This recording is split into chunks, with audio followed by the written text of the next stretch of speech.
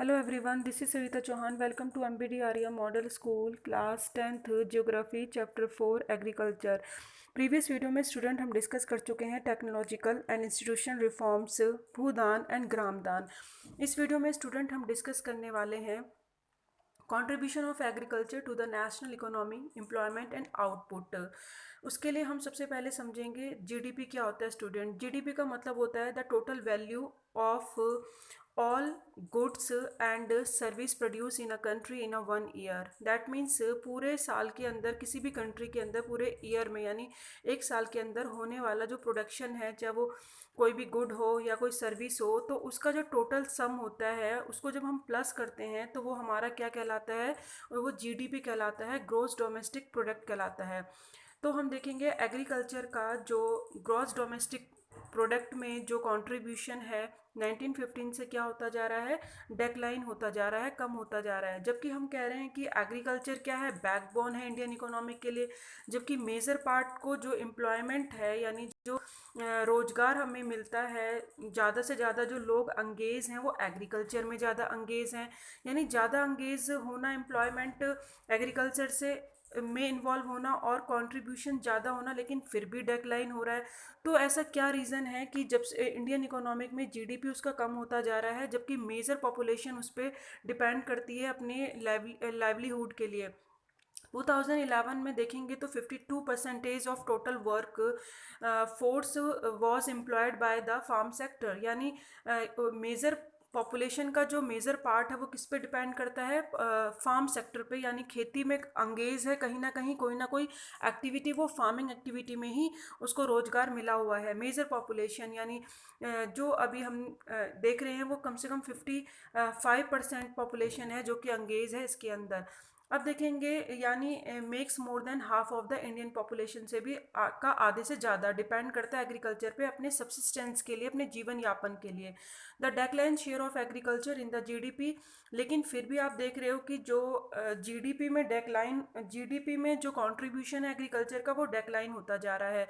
ये एक serious concern की बात है, विचार करने की बात है, एक मैटर इसमें बन जाता है कि ऐसा क्यों हो रहा है बच्चे। क्योंकि देखो, ध्यान दो, जबकि आप देख रहे हो कि हमारी क्वालिटी क्या है, बिल्कुल बेस्ट क्वालिटी होती है। यानी इंडियन के जो प्रोडक्ट है, हम ये तो नहीं कह सकते कि उसकी क्वालिटी बेस्ट नहीं है इसीलिए मतलब उसका डेक्लाइन हो रहा है। नहीं, क्वालिटी क्या है, डेक्लाइन मतलब जो हम कह रहे हैं वैरायटी डाउन, अलग अलग वैरायटी में हमारे यहाँ चीज़ मिलती हैं। और कोई भी ऐसी चीज़ हम नहीं कह सकते कि क्वालिटी डाउन है। क्वालिटी डाउन की वजह से डेक्लाइन नहीं हो रहा, क्वालिटी भी अच्छी है। तो लेकिन ऐसा क्या रीज़न है कि इतना कंट्रीब्यूशन कम हो रहा है? क्योंकि हमारा यहाँ का कितना है, प्राइस बहुत ज़्यादा पड़ जाता है फार्मर को, कॉस्ट बहुत ज़्यादा आती है। कैसे, वो अभी हम देखते हैं। तो यहाँ पे एक सीरियस कंसर्न, एक सोचने वाली बात बन जाती है कि डेक्लाइन होना या स्टैग्नेशन होना, रुक जाना एग्रीकल्चर में उसके डेवलपमेंट को, यानी अगर एग्रीकल्चर में डेवलप नहीं हो रहा है, lead to a decline in other sphere. यानी एग्रीकल्चर में डेक्लाइन होने का मतलब है कि अदर स्फेयर में भी डेक्लाइन हो रहा है, और वो सोसाइटी के लिए इम्प्लीकेशंस वाली बात है। यानी फ्यूचर में एक उसका प्रभाव पड़ेगा, इम्प्लीकेशन पड़ेगा सोसाइटी पे कि अगर एग्रीकल्चर, सीधी सी बात है, डाउन होएगी तो उससे रिलेटेड जो और सेक्टर हैं, जो सेकेंडरी सेक्टर है, टेरिटरी सेक्टर है, तो उसमें भी क्या होगा स्टूडेंट, सीधे सीधे देखने को मिलेगा कि वहाँ भी डेक्लाइन हो रहा है, तो उस पर भी प्रभाव पड़ेगा। तो क्योंकि प्राइमरी सेक्टर से ही सीधी सी बात है, जो हमारी दो अदर सेक्टर्स हैं वो भी उसके ऊपर डिपेंड करते हैं। अब हम सबसे पहले उसके बाद देखेंगे कि consider to important of agriculture in India. जैसे कि हम पता ही है कि हम कंसीडर करते हैं कि कितना इंपॉर्टेंट है एग्रीकल्चर इंडिया के लिए, क्योंकि मेजर पार्ट उस पर डिपेंड करता है। Government of India made concentrated effort to modernize agriculture. Government ऐसा नहीं है कि रोल प्ले नहीं कर रही है, काम नहीं कर रही है। वो गवर्नमेंट, इंडिया की जो गवर्नमेंट है, पूरा एफर्ट डाल रही है कि एग्रीकल्चर को मॉडर्नाइज किया जा सके। इसके लिए क्या एस्टेब्लिशमेंट किया हुआ है, Indian council of agricultural research, ताकि मतलब नई नई रिसर्च की जा सकें इसमें एग्रीकल्चर को लेकर, ताकि कम लागत में ज़्यादा से ज़्यादा प्रोडक्शन को, आउटपुट को गेट किया जा सके।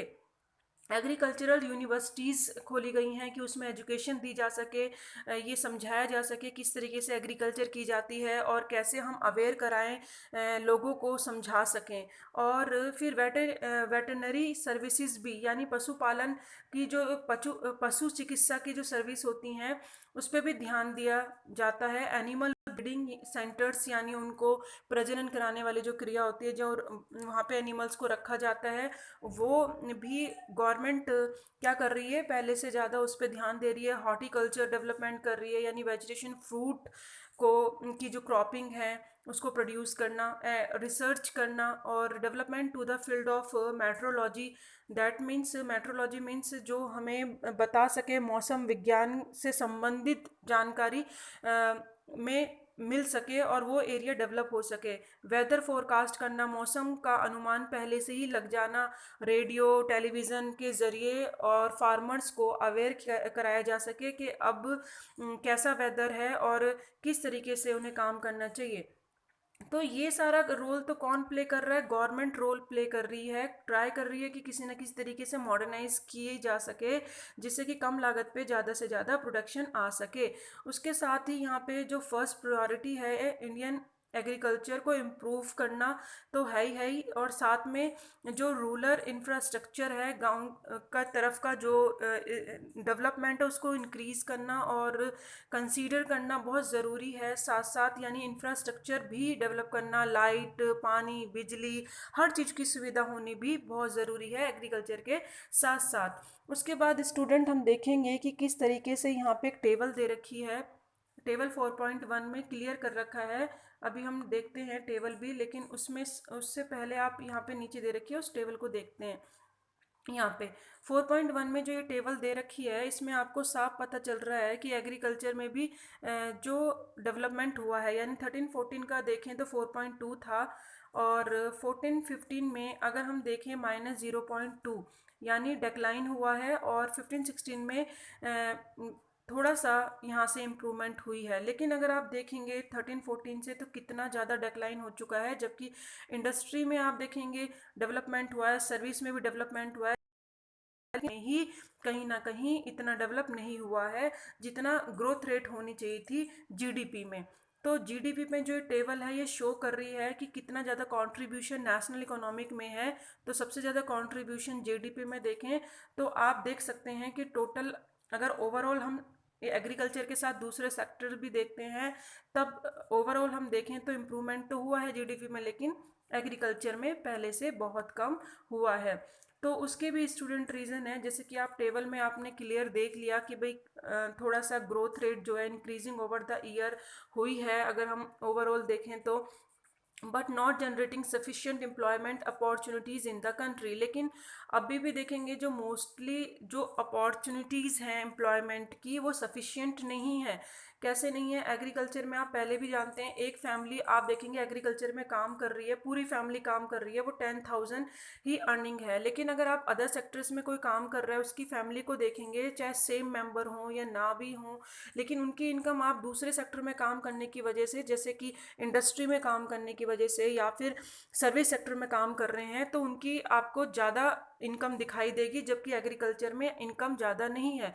यहाँ पे एग्रीकल्चर में कॉस्ट बहुत ज़्यादा है और जो फार्मर हैं वो बहुत ज़्यादा उनको आउटपुट नहीं निकलता, जबकि जो अदर सेक्टर है उसमें क्या होता है, लोग खुश होते हैं क्योंकि वहाँ पे कम कम लागत में ज़्यादा उनको बेनिफिट होता है। तो ये आप देख रहे हैं कि जो जबकि एम्प्लॉयमेंट अपॉर्चुनिटीज़ हमने ऊपर देखा कि जो ज़्यादा से ज़्यादा अंग्रेज़ लोग किस में हैं, ज़्यादा किस पे डिपेंड कर रहे हैं, एग्रीकल्चर में, और वहीं से उनको कुछ भी नहीं मिल रहा है। तो यहाँ कहीं ना कहीं एक हम कह सकते हैं अलार्मिंग सिचुएशन है एग्रीकल्चर में। जो ग्रोथ रेट आप देख रहे हो जिस तरीके से वो डेसिलरेटिंग हो रही है, यानी लगातार वो कम होती जा रही है, रिड्यूस होती जा रही है, तो ये एक अलार्मिंग सिचुएशन है, चिंता का विषय है, क्योंकि बहुत ज़्यादा आधी से ज़्यादा पॉपुलेशन हमारी एग्रीकल्चर पे ही डिपेंड है। तो एग्रीकल्चर को डेवलप करना बहुत ज़रूरी है जिससे कि एम्प्लॉयमेंट इंक्रीज हो सके।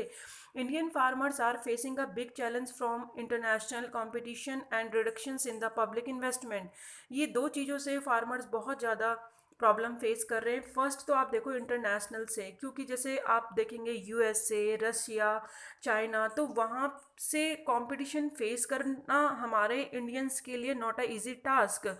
ऐसा नहीं है कि क्वालिटी हमारी बेस्ट नहीं है, क्वालिटी अच्छी है, लेकिन जो कॉस्ट है, जो फॉरेन कंट्री की कॉस्ट कम मिलेगी और हमारी कॉस्ट आपको ज़्यादा मिलेगी लागत। क्यों? क्योंकि वहाँ पे जो यूएसए का ही अगर आप एग्जांपल देंगे और इंडिया का एग्जांपल देखेंगे, तो कॉस्ट अगर यहाँ 100 और यहाँ भी 100 निकल रही है फार्मर की, ठीक है, लेकिन यूएसए में एक तो पॉपुलेशन भी इतनी नहीं है, और ऊपर से अगर आप देखेंगे गवर्नमेंट उनको सब्सिडी दे रही है 50, गवर्नमेंट 50 रुपीज़ दे रही है, तो अब तो उसकी लागत कितनी रह गई, 50 रह गई ना। जबकि यहाँ पे इंडियन को अगर सब्सिडी 20 मिल रही है तो उनकी लागत तो 80 है। तो वो यहाँ पे जो लागत उसकी 80 है, जबकि यहाँ पे उसको 50 मिल रहा है, तो वो 50 मतलब अपनी जो यहाँ पे यूएसए वाला जो फार्मर है वो अपनी कॉस्ट 70 में भी बेच सकता है, लेकिन जो इंडियन फार्मर है वो 80 में सेल करेगा, तो कॉस्ट ज़्यादा हो गई ना। तो यहाँ पे कंपटीशन, इंटरनेशनल मार्केट में कंपटीशन फेस कर पाना एक इंडियन फार्मर के लिए बहुत ही ज़्यादा मुश्किल वाला टास्क होता है, जबकि एक यूएसए वाले फार्मर के लिए एक बेस्ट रहता है। यहाँ पे गवर्नमेंट इसलिए भी हेल्प नहीं कर पा रही है, सब्सिडी नहीं दे पाती है, क्योंकि बहुत ज़्यादा पॉपुलेशन है, किस किस को कहाँ तक सपोर्ट कर पाएगी, हाई ज़्यादा पॉपुलेशन है।